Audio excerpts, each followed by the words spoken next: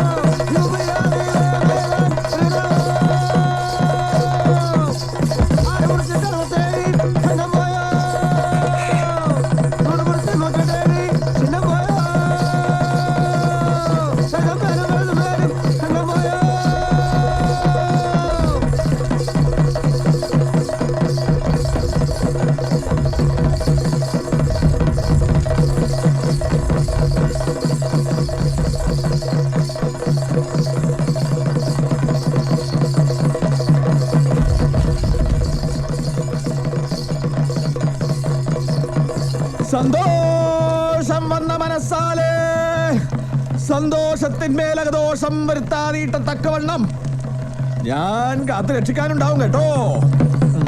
ഗുണം വരുത്തും. അയോധ്യ രാജധാനിയിൽ കിഴക്കേ ഗോപുരം ശോഭിച്ചു പോകുന്ന പ്രകാരത്തിങ്കൽ തുറന്നു വെച്ചിരിക്കുന്ന ആലവാൽക്കൽ തന്നെ കൊണ്ട് കരകയറ്റി കാണുവാനുള്ള ഭാഗ്യം ഈ ദൈവം തന്നെ രക്ഷിക്കാൻ കേട്ടോ.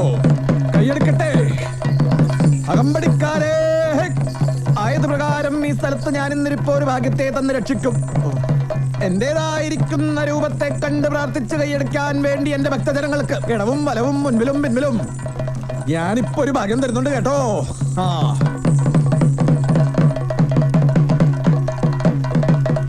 കതുവന്നൂർ വീരൻ അർഷനായി. തെയ്യക്കാരനെ സമ്മതിക്കണം. എന്തൊരു ടേസ്റ്റല്ലേ. പട്ടും വളയും കൊടുക്കുന്ന പറഞ്ഞേ. തെയ്യത്തിന്റെ ശക്തി അറിയണമെങ്കിൽ ഐതിഹ്യം അറിയണം. അതെ അതെ, യുദ്ധവീരനായ മന്നപ്പൻ ഉയർത്തെഴുന്നേറ്റതാ ഈ കതുവന്നൂർ വീരൻ. യുദ്ധം ചെയ്തുകൊണ്ടിരുന്ന മന്നപ്പൻ അടവുകൾ മറന്നു. മനസ്സിലപ്പോ ഭാര്യ ചമ്മരുത്തിയായിരുന്നത്രേ. അടവുകൾ പിഴിച്ച മന്നപ്പന്റെ വിരലേറ്റു എന്നാ പറയണേ. അതിൽ മനന്നൊന്ത് സ്വയം മരണം വരിച്ചു എന്നാ കഥ. ആ മന്നപ്പന്റെ ചിത കത്തുമ്പോ അടുത്തുള്ളവരുടെ ശ്രദ്ധ തിരിക്കാൻ ആകാശത്ത് നക്ഷത്രങ്ങൾ ചൂണ്ടിക്കാണിച്ച് ചിതയിൽ ചാടി മരിക്കുകയും ചെയ്തു ഭാര്യ ചമ്മരത്തി. പിന്നെ കൂടി നിന്നൊരു ആകാശത്ത് 2 നക്ഷത്രം കണ്ടുത്രേ. ഇടാ അതൊന്ന് വേഗം നോക്ക്. നീ ഒരു ഈർക്കിലും ഇങ്ങോട്ടെടുത്തേ. ഇതാണാ ആരാത്?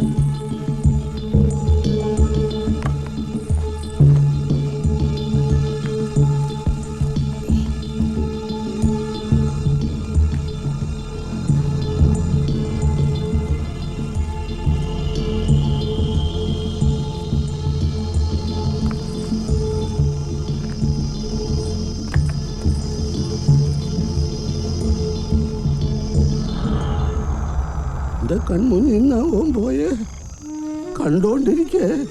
എന്നിട്ടെന്താ തിരിച്ചു വിളിക്കാൻ പറ്റുമോ?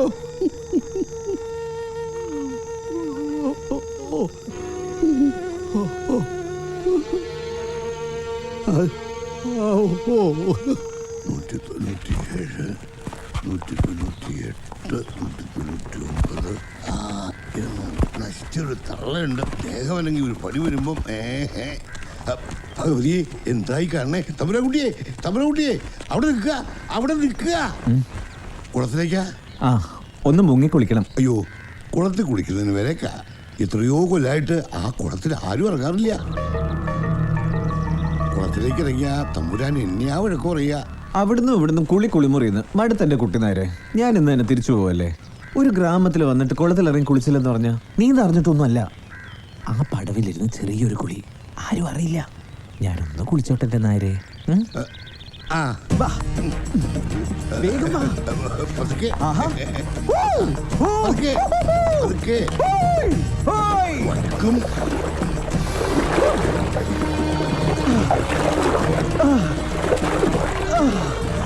നായർക്ക് നീന്താനറിയോ?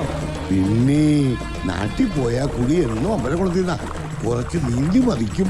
നല്ല വ്യായാമല്ലേ. എന്റെ മരുമക്കൾ 4 എണ്ണത്തിനെയും ഞാനാ നീന്താൻ പഠിപ്പിച്ചേ. എന്നെ നീന്താൻ പഠിപ്പിക്കോ? പഠിപ്പിക്കുമെന്നോ?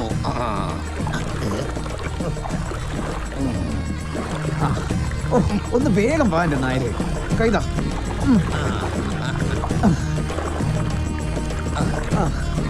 ഇനി ഈ കൈകളിൽ അങ്ങോട്ട് കിടന്നോ.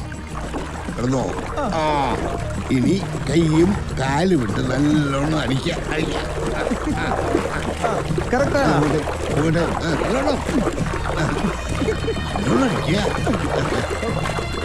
പിന്നെ ഇനി പതുക്കെ ഞാൻ എൻ്റെ കൈ വലിക്കും. അപ്പോഴും താഴോതെ നീന്തണം. വലിക്കട്ടെ.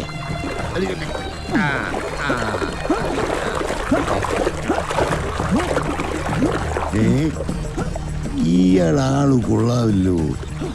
ഇയാൾ എന്നെ പൊട്ടനാക്കിയതാണോ? അങ്ങനെ ആവില്ല.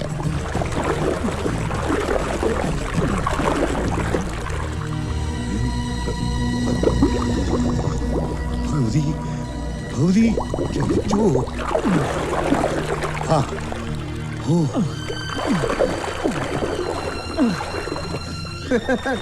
നീന്താൻ പഠിച്ചല്ലോ.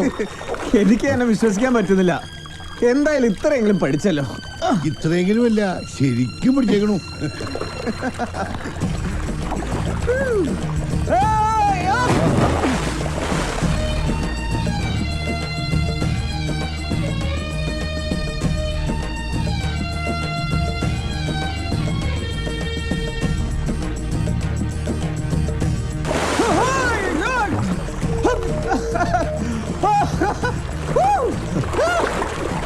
എന്റെ ഭഗവതി, എന്തായി കാണണേ? എന്റെ കുട്ടിക്കൊരാപത്ത് വരുത്തല്ലേ?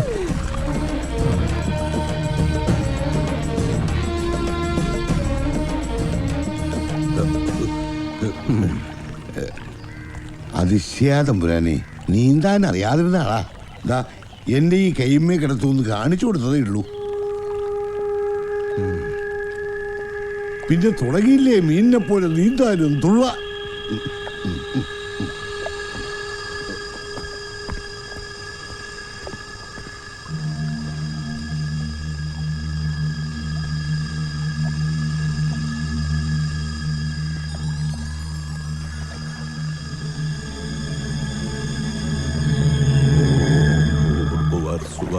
തത്സവിതുവരേണ്യം ഭർഗോ ദേവസ്യ ധീമഹി ധിയോ യോ ന പ്രചോദയാത്.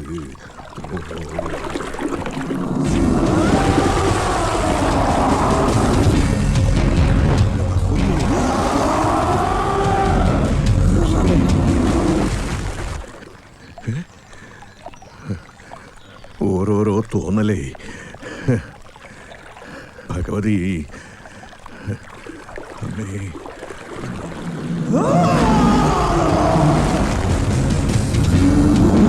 അമ്മേ.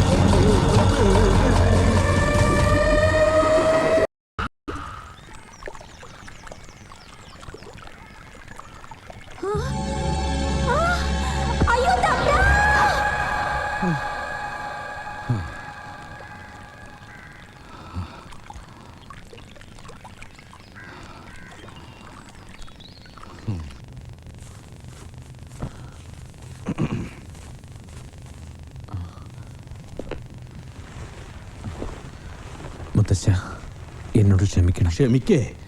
വല്യമ്പരാൻ മുങ്ങി മരിച്ച കുളം അത്. ഇവിടെ ആർക്കും അറിയില്ല. അദ്ദേഹത്തിന് നന്നായിട്ട് നീന്തൽ അറിയായിരുന്നു. എന്നിട്ടും അത് സംഭവിച്ചു. കുട്ടിക്കൊന്നും സംഭവിക്കാതിരുന്നത് ഭഗവതിയുടെ കടാക്ഷം. പോകാനിറങ്ങ മടങ്ങുന്നെന്ന് കേൾക്കുമ്പോൾ വല്ലാത്തൊരു വിഷമം. മുത്തശ്ശ, തിരിച്ചുപോക്ക് സന്ധ്യയ്ക്കേ അതിനിടയ്ക്ക് കഴിയുന്നത്ര ഈ നാടൊന്ന് നടന്നു കാണണം. വേണ്ട. കോലോത്തുള്ളവരാരും അങ്ങനെ പോകാറില്ല. പുറത്തുള്ളവർ ഇങ്ങോട്ട് വരാറുമില്ല. കൊള്ളില്ല ഹൈജാഴ്ചക്കാര്. യാത്രയാവുള്ളതല്ലേ, വിശ്രമിക്കുക.